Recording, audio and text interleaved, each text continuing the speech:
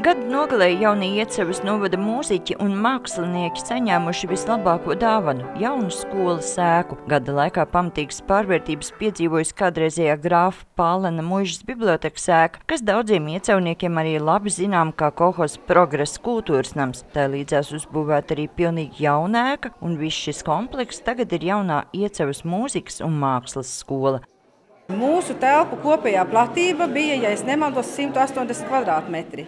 Šeit ir apmēram 2000 kvadrātmetri. Tātad mēs varam rēķināt, ka vismaz 10 reizes lielākas tās telpas ir.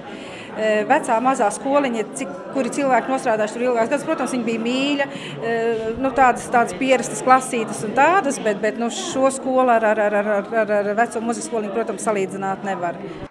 Jaunajā mūzikas un mākslas skolā ir 28 klases, koncertzāle un izstāžu zāle.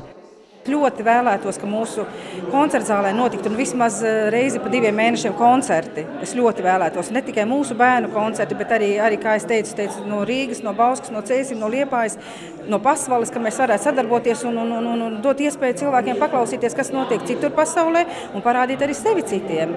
Tāpat arī ir mūsu bērnu mākslas darbi. Arī tagad, kad bija atklāšanas pasākums, bija no Pasvalas mūzikas mākslas skolas bija. Tā kā es domāju, ka mēs noteikti uzturēsim saikni un sadarbosimies. Vai vecajā skolā arī jums bija izstāžu zāle? Zālīte bija, kur mums notikās eksāmeni, un tajā zālītē arī mūsu mākslinieku darbi tika izstādīti, nosacīti, bet tā bija maza zālīte tāda. Bet tur viss arī notikās, viss bija, jo skola, šis jau ir 27. mācību gads, ka skola pastāv. Līdz šim mākslas nodarbībām bijušas vien 2 telpas un skolotāji tajās strādājuši uz maiņām. Tagad rasta vieta arī datorklasē un beidzot jaunajiem māksliniekiem būs iespēja apgūt arī animācijas veidošanu. Tad tas ir pilnīgi neizsakām, ļoti liela starpība, tāpēc, ka šeit ir telpas atbilstoši jau mūsu mācību procesam, lielākas, plašākas, gaišākas. Līdz šim mēs plānojām atbilstoši tam, lai nebūtu pārāk noslogotas tās 2 telpas, kas mums bija Sporta ielā Iecavā, un bija diezgan grūti. Skolotāji strādāja pa dienām, teiksim. Tagad būs visi.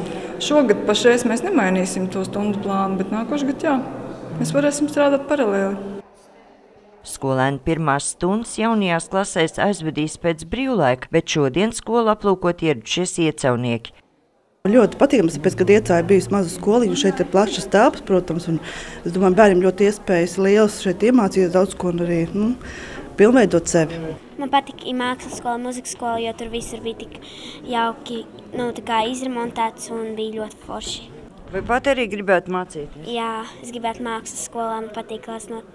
Iecavas mūzikas skola šogad atzīmēja 27. jubileju, bet mākslas skola izveidot vien pirms 4 gadiem. Pat labam skolā mācās ap 140 audzēkņu, bet līdz ar jaunās skolas atklāšanu, kuras būvniecība izmaksājusi nedaudz vairāk kā 2 miljonus eiro, uzņemt varēšot arī vairāk audzēkņu.